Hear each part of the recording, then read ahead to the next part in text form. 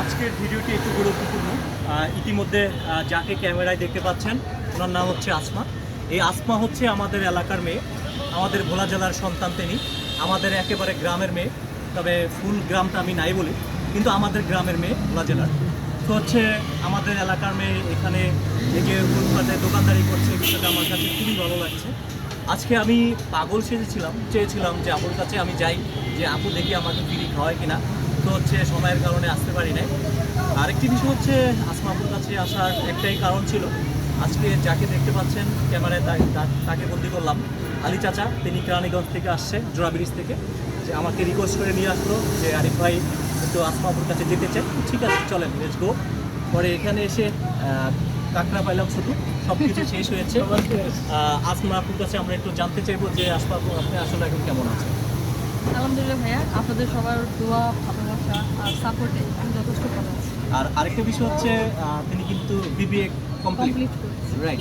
দেখেন তিনি একজন শিক্ষিত নারী হয়ে এই যে নারী উদ্যোক্তা, এটা আমার কাছে অত্যন্ত ভালো লেগেছে।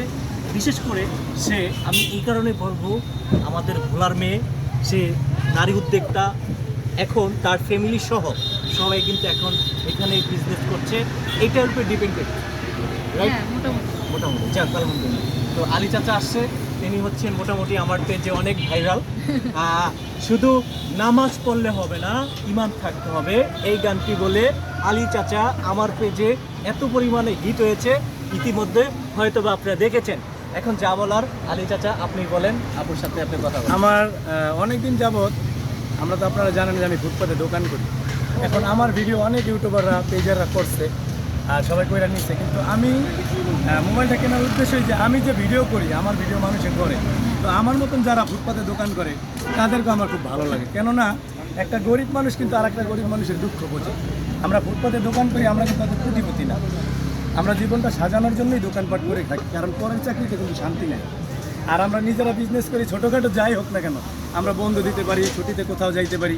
আপনি দেখেন সরকারি লোকরা যদি বাবা মা মারা যায় কিন্তু সময় মতন যাইতে পারে না। আর আমাদের আল্লাহ পাক এই ছোটোখাটো ব্যবসা দিয়েছে, আমরা ব্যবসার মধ্যে আনন্দ যোগাই, এই ব্যবসা থেকে ইনকাম করে চলি, আল্লাহ পাক চালায়।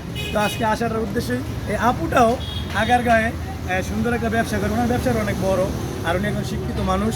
ওনার কাছে যে আমি বসতে পারছি, এটা হয়তো আল্লাহ পাক আমার কপালে লেখা রাখছিল, এই জন্য আসতে পারছি।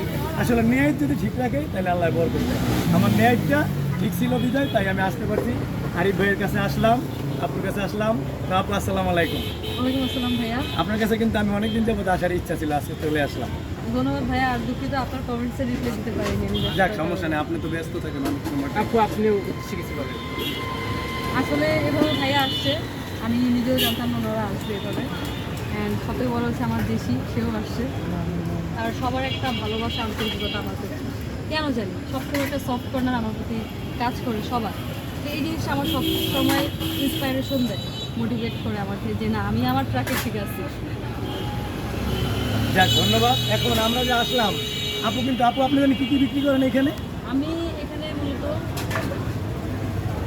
আমি এখানে মূলত বিক্রি করি হাঁসের মাংস, গরুর মাংস, খোলাজালি পিঠা, কাঁকড়া ভুনা, বিভিন্ন প্রকার জুসাই। তো এখন আমাদের কপালে আছে কাঁকড়া ভাজা। আপাতত যেহেতু শেষ হয়ে গেছে, আপনারা লেট করে আসছেন, তো এর জন্য আপনাদের কপালে কাঁকড়া ভুনাটাই আছে। যাক, রিজিকের মালিক আল্লাহ।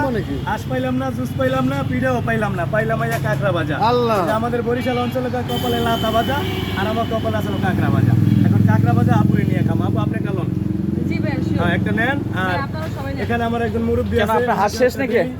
নেন ভাই। আর হাঁস শেষ হয়ে গেছে, এখন শুধু আছে কাঁকড়া। আমি মোহাম্মদ আলী।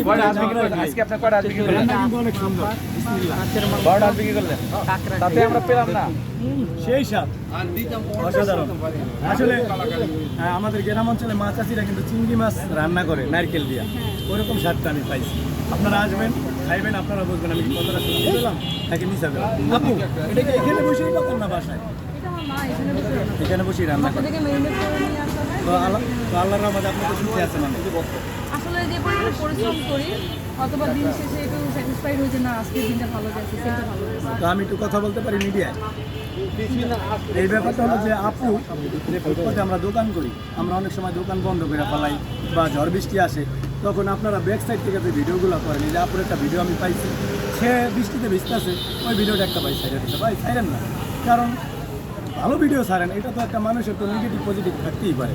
দেখা যাচ্ছে বৃষ্টিতে ভেস্তে আছে, আপনি ভিডিওটা ছাইড়া দিচ্ছেন, দেখা যায় অনেক মানুষের কাছে খারাপ লাগতেছে।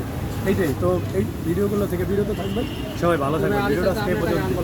আমার একটা গান নিবেন, এই আপুর সামনে বসে গান গাবো, আমার তো মিউজিশিয়ান সাথে আসে নাই।